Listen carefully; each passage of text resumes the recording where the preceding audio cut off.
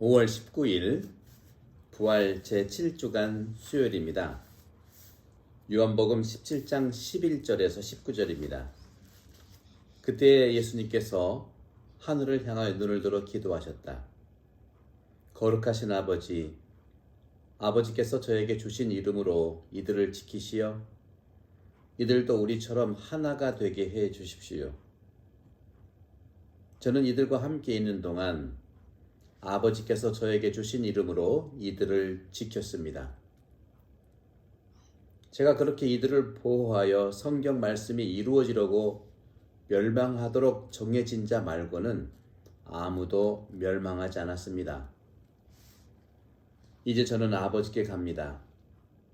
제가 세상에 있으면서 이런 말씀을 드리는 이유는 이들이 속으로 저의 기쁨을 충만히 누리게 하려는 것입니다. 저는 이들에게 아버지의 말씀을 주었는데 세상은 이들을 미워하였습니다. 제가 세상에 속하지 않은 것처럼 이들도 세상에 속하지 않기 때문입니다.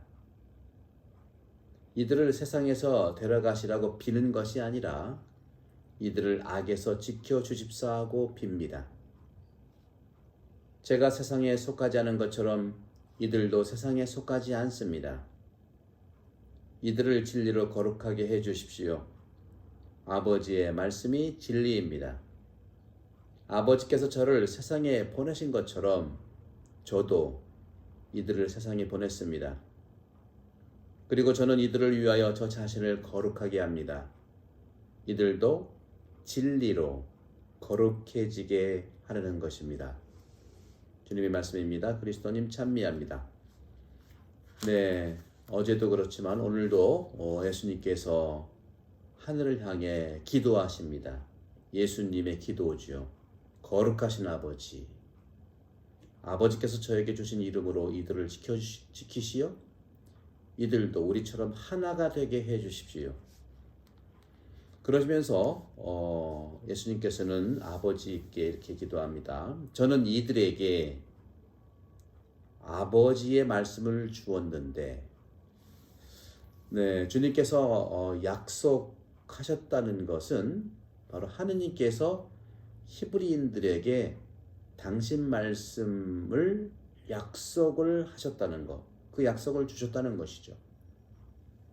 예수님께서는요, 당신 말씀을 세상 끝날까지 함께 하겠다고 우리에게 약속해 주셨죠. 바로 왜냐하면 세상에 그 말씀이 전파되도록, 그리고 그리스도의 말씀은 그 자체로 힘을 가지고 있다는 것을 확실하게 보여주신 것입니다.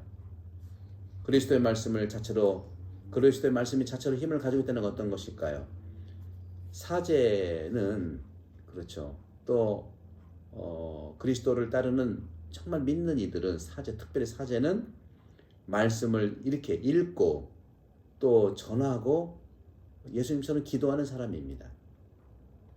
특히 이 시기에 얼마나 많은 침묵과 고요의 시간을 선물 받았습니까?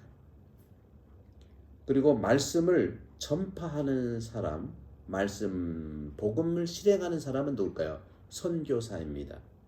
세상에 많은 선교사들이 있죠. 사제수자들. 그리고 그 말씀을 살아가는 자는 누굴까요? 바로 수도자입니다. 사제는 말씀을 읽고 기도하는 사람이요, 선교사는 말씀을 선포하는 사람이요, 수도자는 말씀을 살아가는 사람입니다. 그렇다면 믿는 이들은, 우리 교우들은 누구일까요? 세상과 우주를 변모할 수 있도록 살아가는 신자들인데, 왜 부담스럽습니까?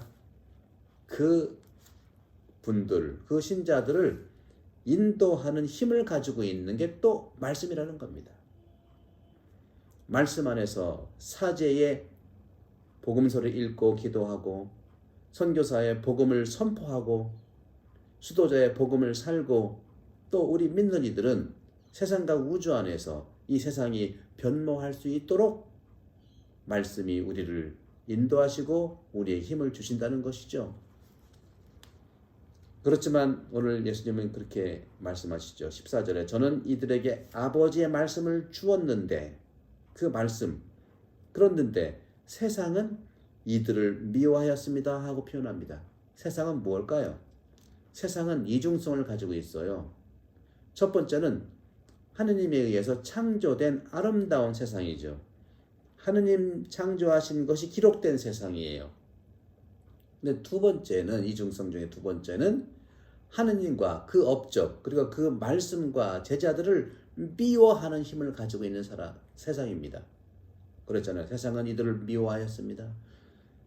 하느님과 그렇죠? 하느님의 업적과 그분 말씀과 그걸 따르는 제자들을 미워하는 세상. 그 미워하는 힘이 바로 초기 교회 때부터 바로 이 미움이 순교자들을 나타냈고 우리에게 아픔을 준 것이죠. 세상은. 하지만 주님께서 이렇게 또 말씀하십니다. 제가 세상에 속하지 않은 것처럼 세상에 속하지 않다는 것은 아까 미워하는 세상이를 얘기하죠.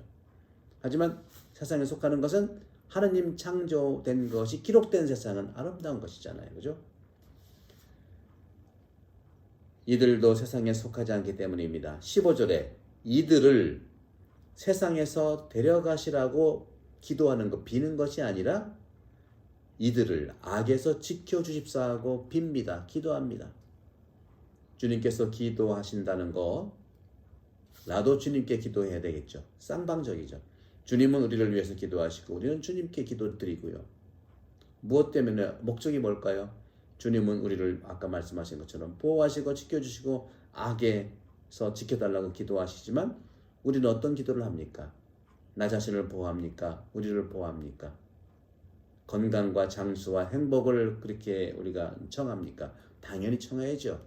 하지만 예수님을 통해서 하느님께 우리의 모든 원의와 마음과 뜻을 드리는 것이고 봉헌해 드리는 것이죠. 기도는 일방적인 것이 아니라 쌍방적인 겁니다. 병자는 고통을 참도록 기도를 하는 그 용기, 순교자의 용기는 뭘까요? 실제로 고통 안에서 주님께 따를 수 있는 그 용기를 달라는 것이죠. 어머니의 용기는 뭘까요? 자녀 교육이죠. 그리고 잘 양육되도록 어머니 헌신적인 기도를 통해서 이루어지지 않았습니까? 이러한 용기와 힘, 이것이야말로 하느님 말씀을 들었던 사람들 안에 살아계신 예수 그리스도의 용기이고 힘입니다. 성부와 성자와 성육신 여러분 모두를 강복합니다.